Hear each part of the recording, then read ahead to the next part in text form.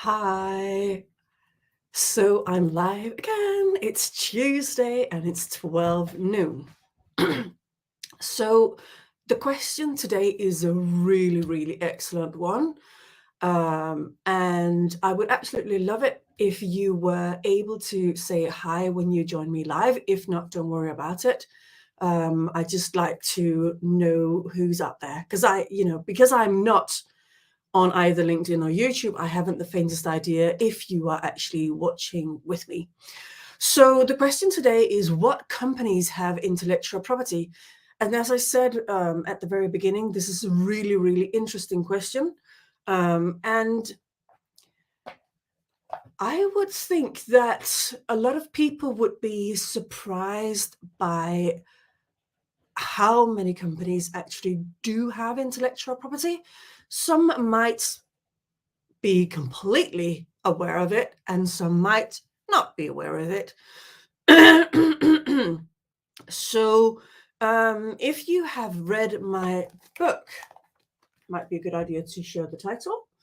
Control Your Own Copyright, Trademark, and More. In it, you would have found the list of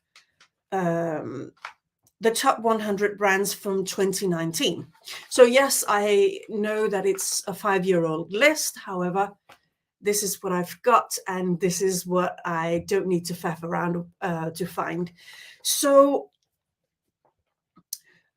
the 5 top ones from 2019 or 2019, Apple, Google, Amazon, Microsoft, and Coca-Cola. So the 4 first ones are technology, and then there's beverages. And then they're actually also automotive. So in numbers 7 and 8, you've got respectively Toyota and Mercedes. So if you think that whatever it is that you're doing isn't relevant or doesn't need any form of protection, I wouldn't agree with you, because every single type of creation out there deserves protection. What I didn't get around to say, though, because I just did a few of the list, it's going to be too boring if I'm reading the whole list to you, and I don't want to bore you. So what I didn't get around to saying is that film companies, coaches, videographers, photographers, voiceover artists, all of these people create stuff that is worthy of protection. And it depends very much on how far you are in your business. You could be right on the cusp of creating something that you might want to protect, and you might already have whatever it is that you want to have registered as your trademark. So there are many different types of companies that do have intellectual property. I have been speaking mainly about trademarks here because that's what I know most about. However, many of the companies that I've mentioned also have copyrights, and some will even have patents. Like medical companies, they often have medical inventions, so they will have taken out patent to protect that. You also have veterinarian patents. That's my cat, sorry about that.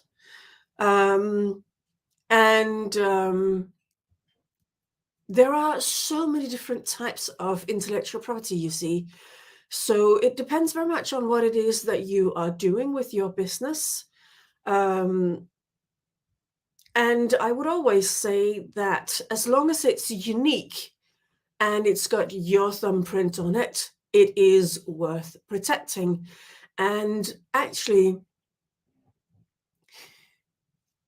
even the fact that you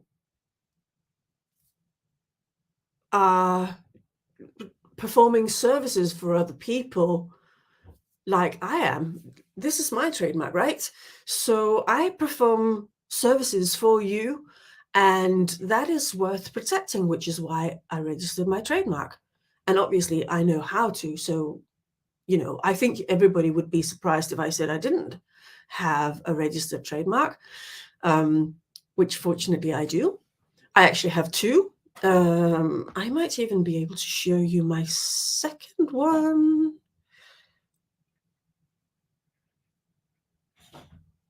If you are interested.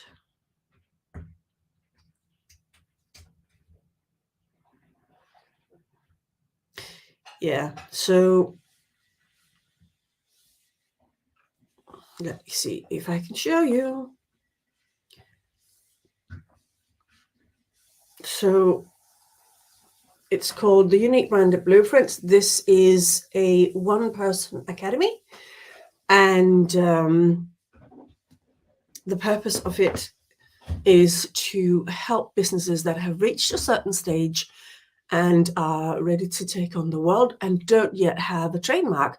That academy helps them to find something that can actually be registered.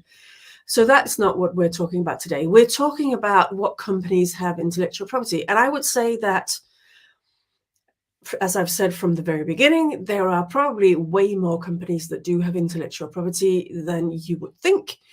And you might even have it, even though you don't recognize it or realize it. And this is not to point any fingers at you, and it's not to pull you down. It is just to make you aware that actually you might have created something that is worth protection. So if you have any questions, do pop them into the box so that they show up at my end, because I'm not actually on YouTube or LinkedIn. So if you don't pop them in, I can't see them and I can't address them. And anything that's got anything to do with today's subject would be greatly appreciated. If not, it's going to be a very, very short broadcast today. And that's okay. It doesn't really matter to me how long these broadcasts are, because I'm here to serve you.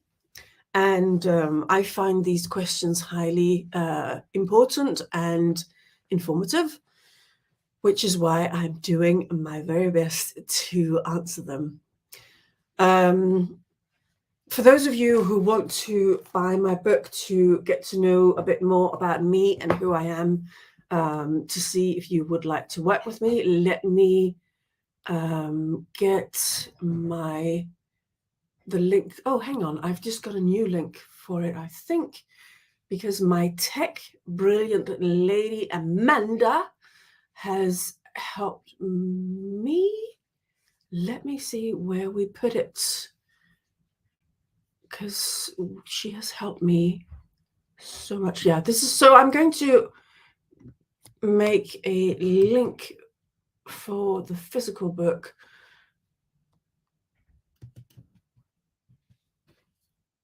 And it's going to take a little moment. So as I said, there are many different types of businesses that have intellectual property. If you haven't seen this, hi Jenny, lovely to see you.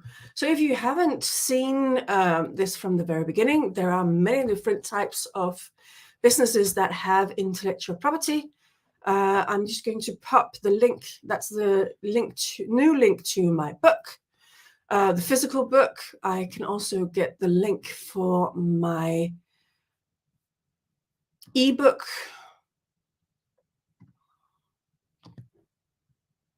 I'll just pop that right in because it's a much shorter one. So this is for, I'll pop those in afterwards, both on YouTube and LinkedIn, so that you will be able to get them. So I've been talking about what companies have intellectual property, and there are so many different types of companies out there, and so many different ones that actually have intellectual property. And I shorten intellectual property to IP.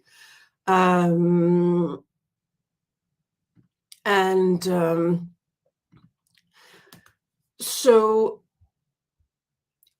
automotive businesses have intellectual property, coaches, voiceover artists, videographers, photographers, anybody who has created any kind of system that they take their clients or prospects through. Even people who are focused on sales may actually have intellectual property. Whether they recognize it or not is another matter. And as I said, I'm not here to point any fingers. I'm not going to say, oh, you should. That's not who I am. I'm just here to say, actually, I think that you have something that might be worthwhile for you to protect. So you may want to consider what it is that you do and whether you are wanting to leave that wide open for anyone to steal, or if you actually want to protect it. So if you have any questions in this regard, do pop them in the box so that I can see them. And if not, it's totally fine by me. As I said, it doesn't matter how long the broadcast is, because it's from me to you, and it's for you to get an idea of who I am and to see whether you would like to work with me or not. And here are the different links. This is my physical book and this is my ebook. As I said before, I will pop them in. Oh, I see there's a question. So I'm popping it up here, and it's Jenny. Do you have to have a trademark first before you can protect your IP? So no, you do not have to have a trademark first, because when you've written like a book, or you've written a program or a system or a process that you take people through, that is that will probably start out as something that is copyrightable. I'm showing you my book because this is my tangible item that I can show you. This is something that I have written, and once you've written something and you have put your stamp, your thumbprint on it, and it has sort of your expression, then it is unique and it's protectable. And copyright occurs automatically, so to speak. And we can thank Queen Anne for this. She was the one who created the Statute of Anne, and it is the world's first intellectual property rights legislation, the world's first copyright legislation. So we can thank Queen Anne for that. And so once you've written anything like that, the mere fact that you've written it and it's gone from your brain, from bringing your brainchild down to something that has taken physical form, which is why I'm showing you my book, because it's gone from my brain and out into something tangible. That is copyright protected. So anything that is copyright protected, you can actually register it. In America, you've got the Copyright Guild, or is it the Writers Guild?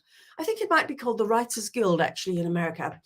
And you can register any copyright there. You don't have to, but in America, because they're quite litigious, it may be... Hi, Wojciech, thank you for joining me. In America, it may be an advantage. Thank you, Wojciech. He's commenting on my hat. Thank you. Wojciech and I both wear hats. So I was just saying about copyrights, because this is not just about trademarks, it's about what companies have intellectual property. And I was endeavoring to answer, do you have to have a trademark first before you can protect your IP? And no, you do not have to do that. And And I was saying, with regard to America, it may be an advantage to you to actually register with the Writers Guild. There may also be a copyright office in America. I'm not entirely sure. I know that there is one here in the UK. And you can register with them. You don't have to in the UK, because we still use a lot of the European legislation. And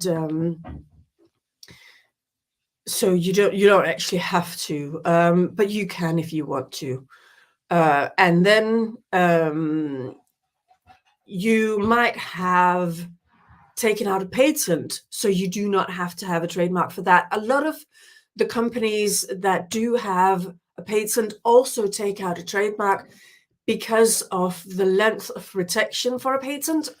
If I remember correctly, it is 20 years on the patent, whereas the trademark can exist virtually indefinitely. So there's a big difference there. So that might be, here is the link to my physical book again. So that might actually be a reason to take out a trademark. So you don't have to have the trademark first before you can protect your intellectual property. I have been waffling a bit around that, but no, you do not have to have a trademark first. It depends on what type of intellectual property you... I'll pop my teeth back in again. Depends on what type of intellectual property that you've got. This is the link to my ebook. And as I say,